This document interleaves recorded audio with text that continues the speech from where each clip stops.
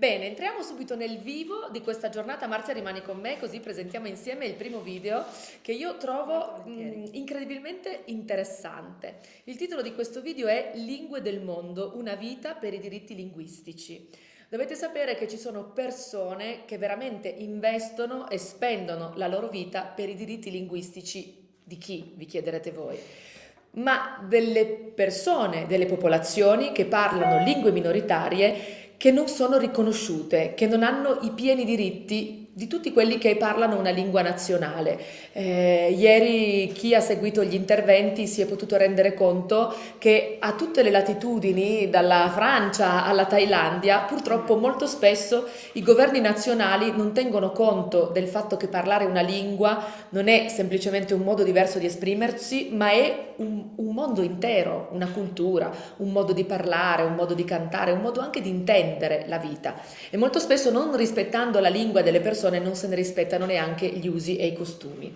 Noi abbiamo incontrato, noi del Premio Ostana, tramite una fantastica moderatrice che oggi vedrete in diretta, che è Mariona Miret, abbiamo incontrato due personaggi che si occupano dei diritti delle lingue e delle popolazioni indigene. Sono Davyth Hicks e Oliver Loode.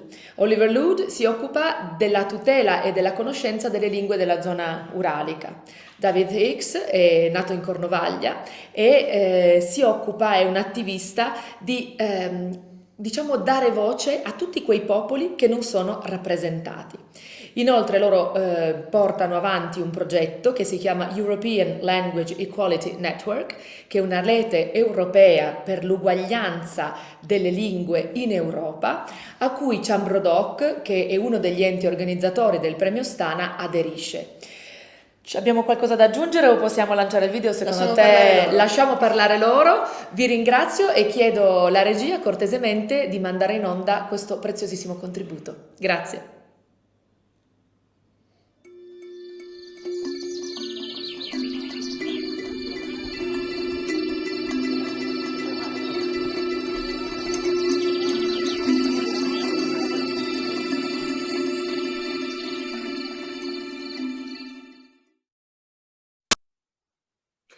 Hello everyone, hello Premio Ostana, Ostana Prize, benvenuti a tutti al Premio Ostana, benvenuti tutti al Premio Ostana.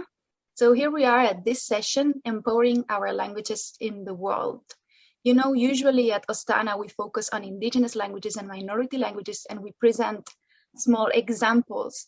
Today we wanted to zoom out and provide a big picture of the universe of indigenous languages by having today with us language activists and people who represent the interests of languages in the world.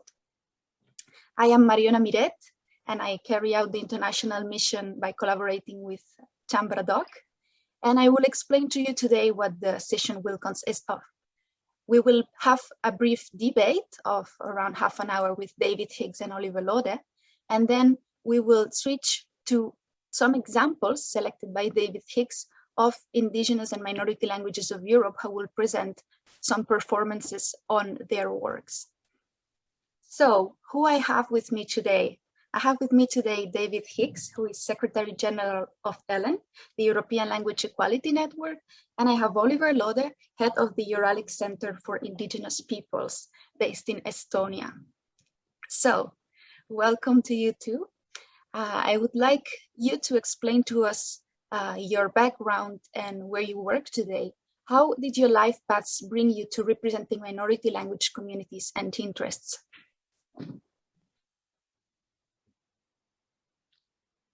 David? Yes. Oh, thank you. Thank you for the introduction, Mariona, and hello to everybody at the Ostana Prize. It's great to be here and to speak at this fantastic event. I was following it last year and the years before, and it's very impressive, and we're very pleased now to have Chambrodoc as a member and to be working with you. Me personally, I'm Cornish and from Cornwall, and kind of that fed into me ending up doing what I'm doing today. I mean, I set out to be like a rock and roller. I was like in bands for years, touring, with Factory Records and Capitol Records in Los Angeles, and I kind of was doing that, but parallel, I was always kind of being a language activist. And then in the 80s, I went to do I already kind of had learned, and spoke Cornish. But in the 80s, I kind of went to go and do an immersion course in Welsh, in San Pedro Stefan. And, I met, it was just fantastic because it kind of made you quite an effective Welsh speaker in about 9 weeks. And then when I was there, I was kind of meeting people from the Welsh Language Society, Cymdeithas Siarais. And it really kind of switched me on to like how with activism and campaigning, you can achieve progress and development for your language. And then meanwhile, I carried on doing bands, but then I went in the 90s, I went into, I did a PhD in Celtic Studies at Edinburgh. And then at that time, then I kind of, was reading more about language planning and things like language development and the people that were doing that. This was happening in Quebec and it was happening in Wales and in Catalonia. And reading people like Joshua Fishman. And I just found it fascinating that you could plan with language planning to develop and regenerate your language. And if you campaign for the right things, it could be successful in stopping decline and actually getting your language to grow. So then that, got me there. And then at that time, there was the European Bureau for Less Used Languages, which had part of it was called Eurolang, which was like the media section. And then the job was advertised for that being editor-in-chief. And I'd already been an activist and was being a journalist as well. So I took that job and I left Edinburgh and I came to Brussels. And I've been here ever since. So, and then, the Bureau, that closed down. And we set up Ellen based on the Bureau, but with much more with the activist kind of dynamic young organizations joining. And they still are, today. So, we continue to kind of expand, but, that's how I got here today, on this path. But, I've been working in the Parliament. I was working for, doing the intergroup for regional minority languages for a while. But, it's been a kind of, not a kind of, direct career path, but I think what I always find inspiring is actually kind of working with the communities themselves, seeing, the things that they come up with to develop their languages. So I always find that, that constantly gives me like an energy as I learn from them and we kind of push forward with everybody. So it's been a kind of, strange route, but that's where I am. That's how I got here. Yeah, that's what it is. Great. What about you, Oliver? Yes, thank you, Mariona. And yeah, indeed, it is great to be part of this Ostana Prize event. Yes, actually, as I was listening to Davyth, I was thinking that there are some parallels in how we ended up in this space of language advocacy and revitalization, because my first degree was in economics. I studied, even though I'm from Estonia, I studied in the US, business administration, economics in the 90s. And I fancied myself as a great upcoming entrepreneur, being inspired by people like Bill Gates and so on. But the reality, of course, wasn't as glamorous. So I built my own small consulting firm. I was doing market research, later tourism development, place branding, place marketing, and had a small team. And working in Estonia, somehow I became involved in some projects in Russia. Initially, some cross-border projects between Estonia and Russia, and then those Russian contacts started inviting me to all kinds of places in Russia to talk about place branding and place marketing, which was a very hot topic, like let's say in around 2008 and 2009. And so one day I end up somewhere in the Ural Mountains in a small town called Kudumkar, which is the center of the Komi-Permiak people of the Finno-Ugric language family. And I was talking to a large group of Finno-Ugric youth from Russia about tourism development. But as I was talking to them, I saw that they were really excited about the topic, and we really clicked somehow. And I got more interested in what was going on in this Finno-Ugric space. It's basically a kind of an international solidarity movement between Finno-Ugric peoples in Russia and Estonia and Finland and Hungary. It's about language protection, language advocacy, it's about cultural cooperation, and somehow gradually started shifting from this consultant role to more of a civic activist. And one thing led to another, and then one day I find myself as a member of the United Nations Permanent Forum on Indigenous Issues, as a representative, or let's say nominated by my country, Estonia, already working on different kinds of global issues concerning indigenous peoples, their rights, their issues, including language issues. And I happened to be at the UN Permanent Forum at the time when languages, indigenous languages, were prioritized in the work of this UN forum and the UN system in general, which led to the proclamation of the International Year of Indigenous Languages in 2016. The year itself was in 2019, and I was somehow an active witness or participant to those processes, and I think that somehow has shaped also what I'm working on these days, which is the broad picture is, let's say, human rights advocacy for indigenous peoples, but within that, really with a major focus on indigenous languages. Fantastic. Okay. So I was wondering, relative to your experience, how have you seen the demands of minority languages change over time? Oliver. Well, I can speak more maybe from the perspective of indigenous languages. There is a slight difference in terminology. I think there is also much overlap, but we all come from our respective, experiences. And what I can see in the space around indigenous languages is, of course, the change of discourse on the level of the UN system and already many member states of the UN systems and the indigenous peoples themselves.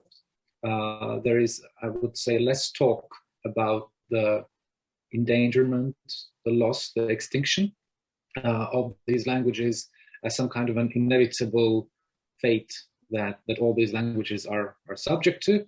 And there's more talk about revitalization. So basically, it's a kind of I think a change from a discourse of extinction or loss to discourse of revitalization, for which there is some substantive basis, because indeed several indigenous languages have been revitalized. There are good practices out there. There are inspiring stories out there. Now, whether this means that all languages can be revitalized, probably not, but certainly we can see a change of discourse. And I think the fact that the UN proclaimed the International Year of Indigenous Languages 2019, which now will be followed by the International Decade of Indigenous Languages 2022 to 2032, I think is a sign of that discourse changing, because there is no point to just have a decade for discussing how languages are gradually getting extinct, but there is a reason to focus efforts for a long period of time to actually help revitalize them. Okay. So, Davyth, what recent developments and events in the minority language environment in Europe we need to take into account to understand where we are now? I think, there's been, so much happening, sort of since the 60s and 70s, where it kind of really took off. When you started to see like movements and things like immersion education becoming a norm, and things like language legislation. I mean, I think, when language planning and language development is still quite a young kind of discipline. It's just kind of, we're still finding out, what things work. And of course, we can't say that this might work for, what works for one language will work for another. And I think, one of the big challenges we have now, as much as we've achieved immersion education as being something that delivers speakers, it can be seen more and more clearly that this is not enough on its own. We need to have this societal use of the language, as well as immersion education, as well as the media, as well as the ability to use it with the judiciary. So there's all these socio-linguistic domains, and it's, we have to recover the language in each of these ones and push forward. And this is the challenge now. We see there's these essential building blocks like some language legislation, immersion education, but then how do we get to the situation of getting parents to speak to their child in the language at home? Is it just like kind of people making choices? How do we influence that? So there's things like that. And then there's the bigger challenges of things like states that are still refusing to push or recognize their own linguistic diversity, and still having policies that actually act to undermine the languages. If you take somewhere like France, as we all know, it's one of the worst states in Europe, still hasn't ratified the Charter for Regional Minority Languages, and is so far behind. It has this kind of rhetoric, this narrative that comes from the 18th century, from the French Revolution, all these other tongues, they're a threat to the unity of France. And you look at it and you see how much progress we've made with Welsh and with Catalan and with Basque. And then you look at France and you're just like, why are they so, behind? And I think, what you've got within this doctrine of the revolution and Jacobinism and this Paris-centric thing is this total kind of linguistic supremacism of Paris and of French over any other language, to the point where it's actually endangered the language. So something like Breton, this was the biggest Celtic language after the First World War, like around 1 million speakers, easily. And now it's going to be one of the weakest. Because it's got an aging population. Most speakers are over 60, 65 years old, 70 years old. You've got some youngsters coming up, who've been to immersion schools, but you don't have this societal use. Often their parents won't speak the language. So will they replace these older speakers? So we have a real problem. And that's one of the things, we really focus on with Alan, is campaigning for, not just language rights, but everything that goes with that. But, I think, we've seen that we need these essential building blocks, like some legislation, language acts, things like this, language planning acts, which you have in Catalonia, but then immersion education as well, and media, TV stations, radio stations, all these things that can make your language like normalize. The word that we use is normalizing the use of your language. So if you're an Occitan speaker, you can speak your language as normally as people speak French in your everyday life. This is the objective. The objective of all of our members is that we want to be able to use our language in our everyday life. This is the kind of standard that we looked for. And that's the challenge today, because obviously we're still not there. And we still have like language supremacism kind of coming through. And if you take something like the Council of Europe, the ECRI, the Commission on Racism and Intolerance, it defines discrimination against language as a form of racism. And, people could disagree with that, because normally, people see racism as something about skin color. But if you think about it, if you're discriminating against someone's language, which is a core part of their person, this is going on all the time. And we see it, every day on social media, the hate speech against people who speak any of our languages. There's been some shocking stuff recently against Scots poets on Twitter. But then, we see it all the time, just this general attitude, against Welsh, making fun of it. And it's things, jokes that you wouldn't ever make about a black person or, a Pakistani person or, Arabic person, but it's okay to make these same, kind of racist jokes against a Welsh speaker or against a Catalan speaker. And this, how do we combat that? Because some people just say, oh, it's banter, it's not that serious. But other things, it's really kind of hitting at the core. They know it's like undermining people. And like, young parents can see that, who want to raise their kids up speaking the language. And they'll be thinking, oh, my kid's got to go through all this kind of crap if we're going to do that. So, these are these challenges. There's still this kind of, we call the monolingual mindset, where people are just thinking, well, French only is best, English only is best, Spanish only is best. You don't need any other language. How stupid learning Catalan when you could be learning Chinese? You know, these stupid arguments, you know, but, you know, this still prevails.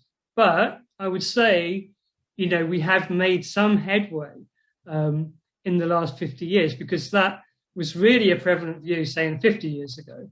And I think now, you know, this acceptance of linguistic diversity is kind of gradually, you know, ebbing through. But for me, you know, it's just not fast enough, because at the same time, we're seeing these kind of rates of endangerment or rates of decline of language, you know, really happening, you know, quickly. So, you know, we have to kind of move on much harder, you know, much faster to combat all these discriminations and things like that.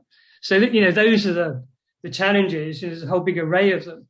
A lot of it's like attitudinal, but then it's like very political. You know, we can change things quite quickly if some states kind of grow up a bit and come into the 21st century and start accepting their own linguistic diversity. So, yeah, we can see this reflected in the big controversy that has been going on in France in April with the MOLEC law, right? Well, I mean, all you know, hopes were on that. The law was passed, but then again, now it is stuck. How do you bring this? I mean, I think, you know, it's just incredible. Again, the French system, you know, this mad over-centralized state with 60 deputies. Well, we're not sure if it's 60, because half of them have been saying, oh, we didn't sign this thing to go to the Constitutional Court. But just to explain, you know, to your listeners, there's the Paul Molac bill, was this bill that came through in France. And this is giving some progress at last to regional languages in France. So it will make the normalization of immersion language teaching, the normalization of bilingual signs, some funding for schools. If you're traveling from one school to another in a different municipality, you'll get some funding for that. So, you know, some small you know, bits of progress, but still nevertheless good progress. And Paul Molac, you know, did a, you know, absolutely fantastic job of negotiating this through through the National Assembly, and he got the, you know, the main governing party, the majority of them, to support it. And what's happened now is that a tiny minority of the governing party, La République En Marche, have voted along with Minister Blanquer. It seems to be Minister Blanquer's little kind of clique. They've done this kind of nasty little stab in the back to the Molac bill, which is supported, you know, has huge cross-party support, to send it to the Constitutional Court to check its constitutionality, you know, because there's parts of it Blanquer doesn't like. And it's just so pathetic, this little kind of petty attack because he got beaten in the National Assembly.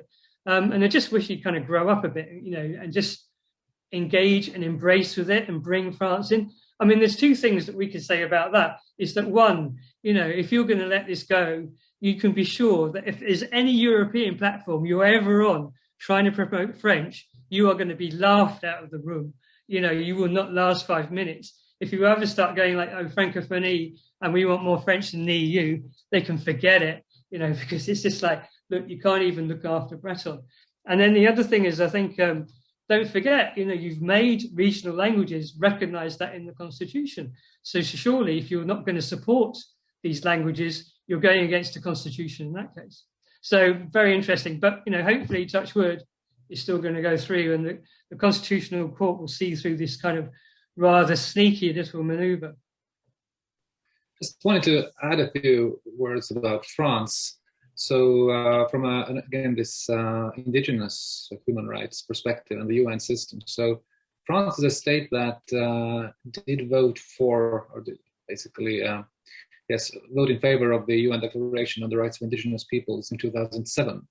The main idea in that declaration is that indigenous peoples are peoples, which means that they have a right to self-determination and all kinds of rights emanating from that. So in that sense, formally or declaratively, France has accepted that. But it is also well known that, and I've personally witnessed that in many meetings related to the UN system, representatives of France are actually contesting the idea of collective rights for indigenous peoples, which raises some questions. You know, are these double standards? You know, what is it? But this is quite a remarkable position actually for a state to hold. And also it is interesting to point out that in the steering committee of the International Year of Indigenous Languages 2019, the let's say the Western geopolitical region, which includes Western Europe and North America, was represented by France. So obviously they had some interest in the topic of indigenous languages, though as far as I know, they deny presence of such languages on French territories, not just in France, continental, the European part of it, but the other territories they have overseas. Again, raising questions, why this kind of interest in the topic when you're actually not really performing constructive roles in it? Such tactics we see, right? So since it's already in the room, the topic of indigenous peoples, I would like to move on to that. And in the world, we have seen new things happening which are interesting for indigenous peoples' participation in governments, especially of English-speaking countries. We saw, for example, recently in March, Deb Haaland was appointed Interior Secretary of the US, and she's representing the Laguna Pueblo tribe. And we see more and more Native Americans that are running for state and federal offices. And again, this is good news also for women, indigenous women. As well, we see that in New Zealand, in November 2020, we saw Nanaia Mahuta appointed as a foreign minister of New Zealand, and 5 out of 20 members of the cabinet were Maori. So I think this is quite important. Also in Australia, there has been this Europe Justice Commission in one of the states, Victoria, which is meant to investigate and inquire genocide and discrimination against Aboriginals. So we see, again, this big debate around justice, truth, listening to Aboriginals, confronting the pain. I think, if I'm not mistaken, this week, Biden also recognized Albania's genocide, right? So, wait. Armenian genocide, exactly. So then, all again, this is related to 2019's International Year of Indigenous Languages, which has now brought on the International Decade of Indigenous Languages, which will go on from 2022 to 2032.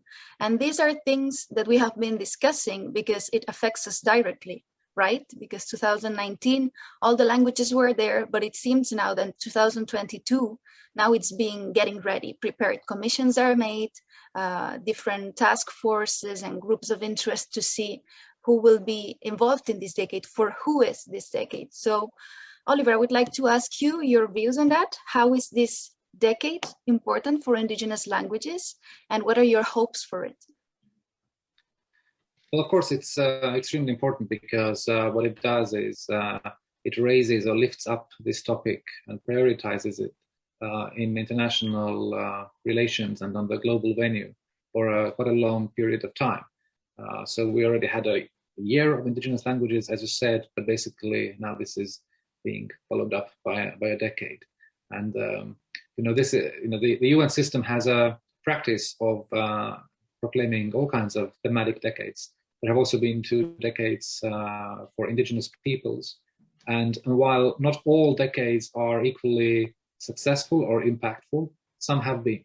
And the fact of the proclamation of the decade itself is no guarantee of success. It can remain basically on the paper and people can forget about it. But if there is this kind of grassroots, bottom-up interest in the subject matter, then it offers a lot of opportunities for activists, NGOs, some committed states to somehow lead the way. And I think this is the potential with the International Decade, as it was with the year. So basically it will provide for all kinds of organizations, individuals involved in indigenous language, let's say documentation, revitalization, reclamation, a good kind of a hook or a kind of like an additional argument for somebody else to support what they are planning on doing, whether it is their own municipality or their own national government, or the international system, or donors, private donors, public donors. It is basically adding more weight to what they are doing anyway, but this additional weight can be quite critical. In fact, it is my own experience during the international year in 2019, when a group of Finnish language activists with whom I was collaborating received funding for a kind of a networking and a capacity building project from the Nordic Council of Ministers, by else highlighting that our project was synchronized and related to the International Year of Indigenous Languages, which was true. And in fact, today, this project called SANA 2019 has been also acknowledged as a good practice of implementing the International Year in the Eastern European region. So, it's one thing can give a start to a kind of a very virtuous cycle. And I think that is the potential with the International Decade that I hope language activists all worldwide will take advantage of, including in Western Europe. But Western Europe is a kind of a particular case that we maybe are going to discuss a bit later. Great, thank you. Keeping track of time, I would like to move on to the last part of the debate, and I would like you please to give shorter questions. And this one is for you, Davyth. In what way does the digital world reinforce our languages? What added value can being present on the internet give to our languages?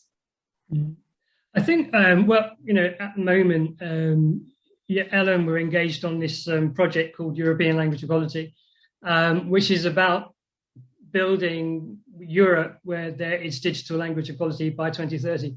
This is its aim. I don't know if we're going to make it by 2030, but it's so interesting because we have the job to collect all the data of all of Europe's regional minority languages and collect all their what they have, what digital provision they have at the moment. So it's extremely important. I think we have to see the digital domain as one of the socio-linguistic domains, and if we want our kids to use our languages, we have to make sure that the computer games and the iPhones and all that are in their languages. And this project is set out to do that. So I think it's vital, that we kind of make some headway here in this field, and make sure that all these devices, are available in our languages, so we can live our digital lives in our languages. And in some ways, it's quite interesting as well, because if you've got, again, states kind of blocking development, it means that we can make progress in the digital world when we kind of stopped, in the real world. So we can get computers and iPhones and all that in Breton, and we're working towards that now. So I think really important. There's going to be some really big developments. I mean, watch out on the Ellen website, because we're going to have more news coming in as the ELA project progresses. We're collecting the data already. We're going to see a lot of very interesting things. And what's interesting about this as well is that the EU is really supportive about this. And I think it can see for the first time that it can make, it can support this without interfering, in the language policy of the state, which the Commission is not allowed to do. It's not one of its competencies, but it can support digital development. So we're seeing a lot of backing from the EU for this. And I think, it's all to play for. And obviously, the downside of that is that if we don't get these big companies and whatever to have our languages, it's going to, the flip side of it is that it could speed up endangerment if we are excluded from from the digital domain. So we have to make sure that all our languages are there. But so far, I think, we're kind of working to make sure that we kind of catch up, and then we have this presence, and again, so that this presence becomes normalized. I think we've seen with the pandemic, the complete lack of any information, mostly from most of our languages, which I find shocking. But again, if we can have some digital development, things like this, putting out information, it's going to be much easier in future. So, again, it's all to play for. So we'll see what happens. Okay. And one of the topics I wanted to address is how many sub-debates and interesting reflections sparking from language are happening today. I'm thinking of the value of cultural worldviews, you know, this cosmovision that some indigenous languages have of the world, which is so different from majority language or from majority communities. Also, this debate on languages and health, how languages can contribute to emotional benefits, trauma recovery. And we have switched the discourse, as you were saying before, Oliver, from having to preserve the languages from dying, and this victimization of poor us, that we are losing our languages, we need help, to adding new modern values to languages. And this is very much aligned to what we are doing now in Chambra Doc, saying, hey, we have to attract new speakers. The potential of what we are doing now in the international decade also is bringing attention to that, just like climate change discourse is now in everyone's heads, you know, potential to influence people to recognize how important this is, this cultural worldview, these values, and this alternative to a majority view, also colonized perspective on the world, on culture. That is so interesting. And I'm thrilled that this is happening. Also around, I was thinking now, the value of some indigenous languages for climate change, the ecology and the climate-related climate adaptation, respecting of nature that is engraved in the culture of some languages, and therefore in the languages of indigenous communities, and how that can help save the world now that we are in this ecologic emergency. And I'm now doing a course on spiritual ecology by Emergence Magazine. And it's also amazing, this views on the ecology of perception and the ecology of language. And I would like to give you a quote that I listened to in last Thursday, that by David Abram, that climate change is the very consequence of us forgetting the sacredness of this environment and earth where we live in. So I think all of this can fit together really well between what we are saying today and what is going on in the world in a natural sense. Would you like to reflect together on that? Yeah, I mean, the big thing that I've been following up on lately, which I got, you know, years ago when I was in bands, I also was being an activist and working a bit with the American Indian movement. I organised some lecture tours, and they came over to the UK, and we did like a tour in Wales and a tour in England. This was with Russell Means and Floyd Westerman, and then Dennis Banks. And one of the things I kind of picked up from them was this, you know, they had this, it was very important, was the spirituality. This kind of fed their activism.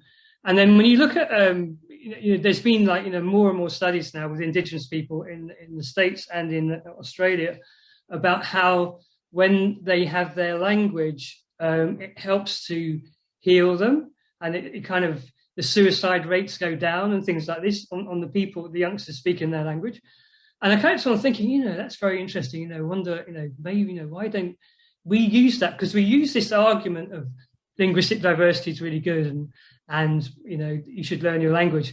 And yeah, it's kind of, you know, an okay argument, but it's a bit abstract. But if you start talking in terms of like, you know, if you learn your language and if you learn our language, we grow up speaking our language, it's going to make our health better. This is a much more direct argument that has a much better impact. And so I'm like, you know, looking more and more now about how, you know, that us learning our language, or, you know, bringing our kids up in our language and stopping, you know, bringing back that intergenerational transmission, if it needs bringing back, or continuing it, you know, if you can continue it, is something, you know, it's kind of not really spiritual, but it's kind of like, it's something that's keeping us whole. It's kind of, you know, it's giving us our connection to our lands, to our place names, to our stories, to our history.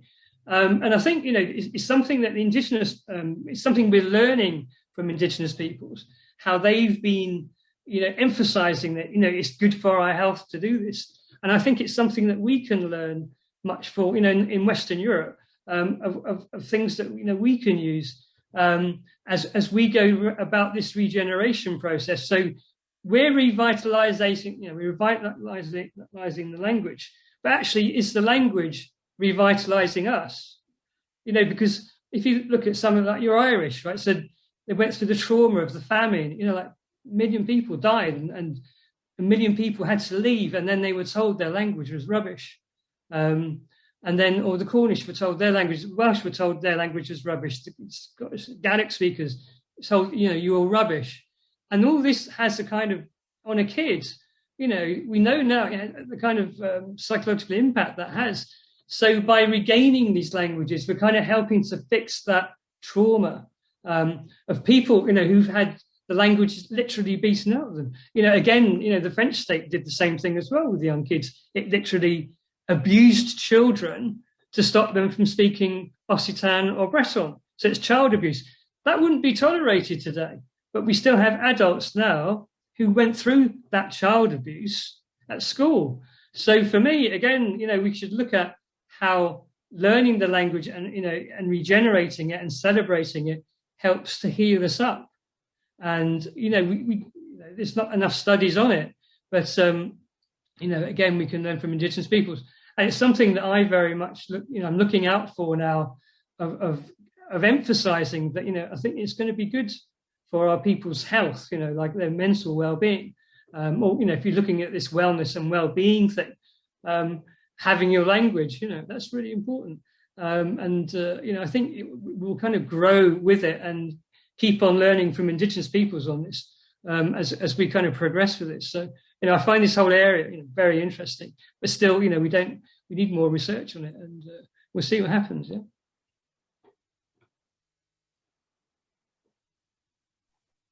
Great, thank you very much. So I would like to jump on to the last question.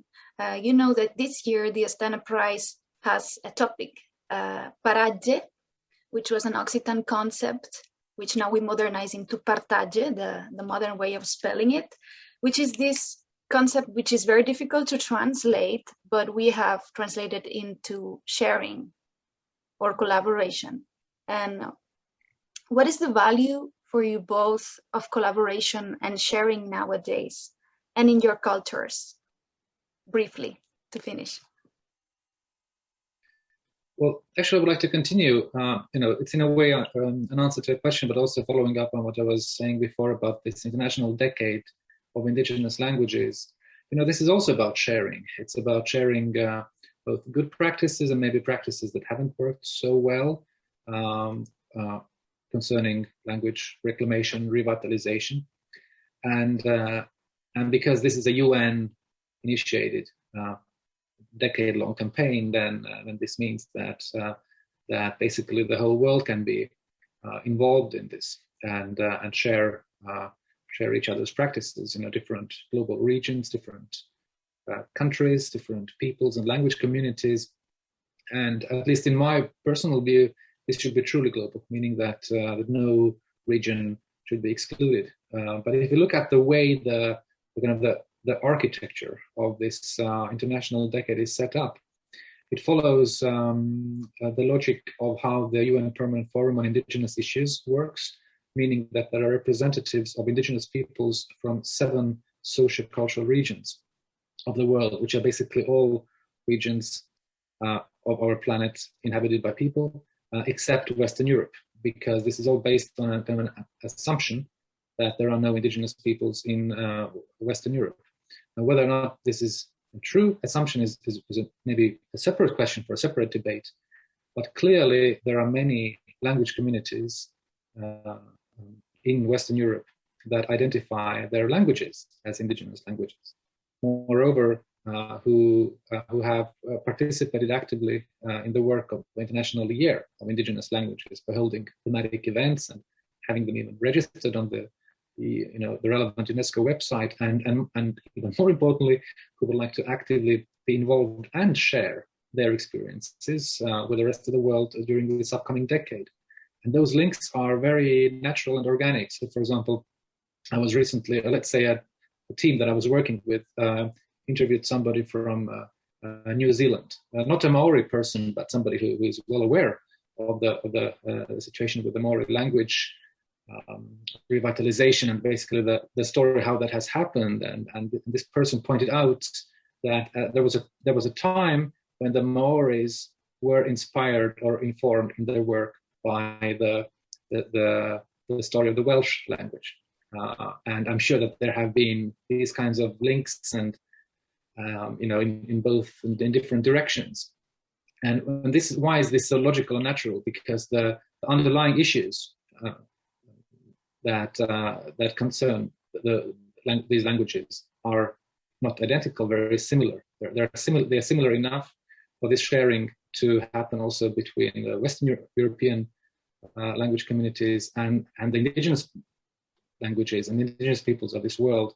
And I think there is a bit of a gap here in that maybe this international decade of indigenous languages is not globally inclusive enough. And I would actually like to call on activists of languages, indigenous languages of Western Europe, let's say so, to maybe show some interest in this decade and to approach their national authorities on this and maybe make a strong case why this decade could also be beneficial for Western Europe and how to be involved in it. Yes. David? Yeah, no, I mean, I was just back at Oliver's thing, I just find it completely idiotic that Western Europe, there's no Western Europe region in this decade. I just can't believe it. It's, frankly, it's just completely stupid. But we had a steering committee meeting. Ellen's going to push for having this Western European meeting, and there is a West European region, and we'll get some of our friendly member states to push for that at UNESCO. So, again, if you want to go back to the sharing thing, the whole thing about the decade for me is sharing. We have so much experience in the west of Europe with our activist organizations. The media we have, we can get, to help advertise the decade. They're just like idiotic, not to have us on board. But anyway, putting that aside, sharing, the theme of this, of course, I think everything we do in Ellen is all about sharing, because it's about, how's your language doing? Well, we're doing this, or, can we learn from that? Can we come to your place and see, what's working there, what's working there?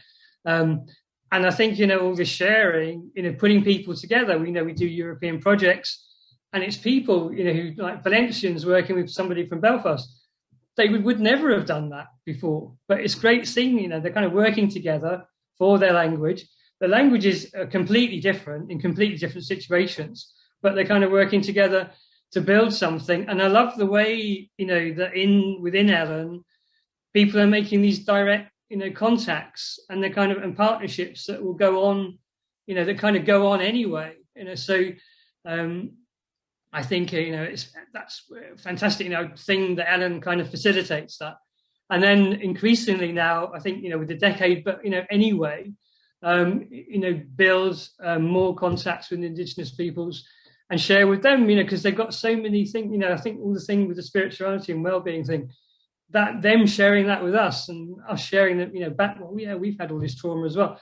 I think everything is about sharing. It's a key concept. So I was very, very pleased to see that this was the theme for Ostana. Great. I think we have reached the end, and I can only have a smile in my face because I have been delighted to be with you debating about this. I have learned so much, and I hope people at home have also. And we have seen in many different ways how it is possible to empower our languages in the world. And thank you very much, Davyth and Oliver, for accompanying me. I think this has contributed to seeing how there are wonderful fighters in the world who push for the rights of our languages. And it's beautiful to see how it's done. And from Chambra Doc and Ostana Prize, we will continue to help push for that and fight for that and represent our interests and share it with other communities in the world. Thank you for being here. Okay, well, Mariana's Prize. Thank you. Thank you very much. Yeah. Grazie, mersepla in utsita. See you later. See you soon. Yeah. Hello, my name's Davyth Hicks from the European Language Equality Network. I'm delighted to introduce to you today two Celtic language poets, two friends of mine. First of all, we have Ethne Nagara, who will speak from her novel written in verse on the wise woman of May Day who shape shifts into a hare at the beginning of summer. And the second poem comes from Kernow, from Cornwall, from the well-known poet Paul Hodge, and his poem, Glas. Lowen Hay, enjoy.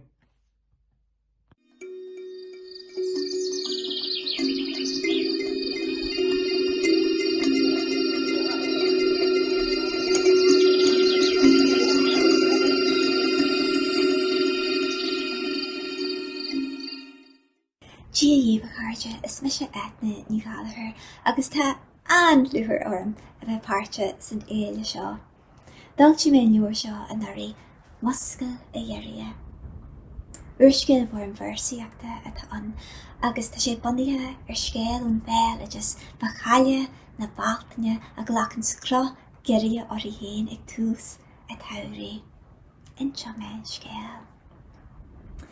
Bhí sin a bhadahin is a bhadahin héin éon bhádín báltaine bháin bhí fearr a mí ag bhíthe. Agus bhí na baithí a lig a mhuichinn sa farc aige ar fáil na hithe agus nar bhí sesin ag teach na bhála an bhádín dar gion bhí sé isteach na parca go bhfeicead sé na bá. Agus bhí bháin acu go dé tí sé ag geirithe agus ag dúil an bháine ón bhá. Wel, ní na inú hui an fearr ar na dírí. Dardaí sé a gana scuil sé pellir léhí. Agus gígur éirí leis an geirithe a bhíalú. Jimmy siise léhí cosa an airde srú bála lena súil. Wel lean an fearr an geirithe an sin. Haar na srúhain, haar na sléifte fríd na mínte fríd na múnte, go dí go dánig siad ad leis seanse. Is teach leis an geirithe, is teach leis an jaar in na dé. A go dé tí sé is tí sa chlúd ribbe. A caile chráha chrippute chríana, srú fála lena súil, san áit ar bhíal sesin an geirithe. Ise an geirithe. Tá cuid mhór scéaltaí bhín bhachtaine a méileadas na héireann, agus níam iarracht sa leor seo iad a lig a tharraingt le chéile, mar chud de éon scéal amháin is sin an scéal bhí chaile na báltaine a ghlachan sa croch geirithe orthu héin. Tá cur síos ar na grásanna a bhainnes leis a báltaine, le ceilearú na báltaine, maisiú na díthe ag tús a thabhraí, an saoirú a thuirteiste sna títhe na gisathe ága ag gul ó ha go te le babogí na báltaine fasce na mlachain go docht daingan. Bailú na mlachana agus iad a scapú ar leachana na bhainneog ar waithe le rá agus a runú ar bhainú na díthe sin. Tá cur síos ar ghriach na báltaine, tá cur síos ar ghruacht na báltaine. Tuig an béileadas beo agus litreacht na man ísina le chéile, an scéalaíocht agus an racaracht, an prós agus an iliacht. Iad a lig fitse fúte tíomhsaí de éon chlúda a bháin agus léhí misteachtas. Thóg an geirithe na sála léthe agus Jimmy le páirtín fadaíle, go héitrim aganta éire grí, Gheall sí léhí na séid an sí. Bhí tarm in a crúb le sunrú ar fud na dúthe, ag prabadaí ar háilte méiche na túthe. Fríd an domasa, fríd an aber, is deas a chi na haar an chlábar. Honraí sí páistí a mhuí faoi hadar, ag go le wathag go bothag ba mhór a bhúdar le na mataí faoi na hataí le na néga dríon, bhag si go jingúilte in na muíon le babogí na báltaine, babogí baníthe na báltaine, fasce in na machlan go docht daingan. Banní an geirithe dífa, a ní acha siad sin é. Banní si go díaga, banní si go riaga, banní si go siaga. A ní acha siad sin é. Ar a baltanya, a baltanya way. Hon shikid, chinchamajinya, drillagi, jayulay, brag bwilu kanyaga go rihama go ray, tarhayim, jirian glee, and you clan the baltanya blee. The anam the kali, go ri baha and chi. Kasu na sugan, trihura tuhal, like golfwee na grenya, fegel na baltanya, ag na mra menya. Haring shit vlieg en druachti, riv oer en chlichliha. Honit heen a chossinch, agus tori a sichriha. Tar hayim, tar jiu hayimse. Hai en geria, drohul, na mra a vi ag maestru, ni beu tarver bitramona len a slustru. Hí súlarú a nanas, agus rin drihu gaia, go magul, go skegul, gan níhas, gan náia. Hannig si ad le bohagbug, lig skrad skjónul asgi, muhu na dartan, is na bodwonus na chali. Shimsa na valtanya, yana den geria, majin ruade. Tar hayim, biujayu, I am sir.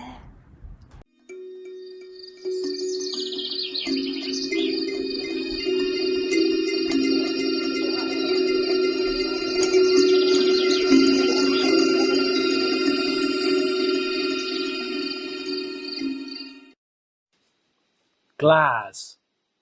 Kinza hugh glas and gertin, po ebron in midhevan, mes dome vel melionin. Nessa you glas and doer baz, and liu a dev de worth has, had truis, mes pure and paz. Tressa you glas and plum pools, liu guav, hagin weth hen oars, na gwyn, na dew, mes tiwl cools. Peswara, you glas lenter, metal trekkers in hanter, howl war thoer coas astair. Ninju sosnek, nerthik lower, the weetha tibi anzo coer, in een gair and liu a thoer. Blue, green, grey, silver, itho, all ale balls glas, kinfo, morlu, a an, agon bro.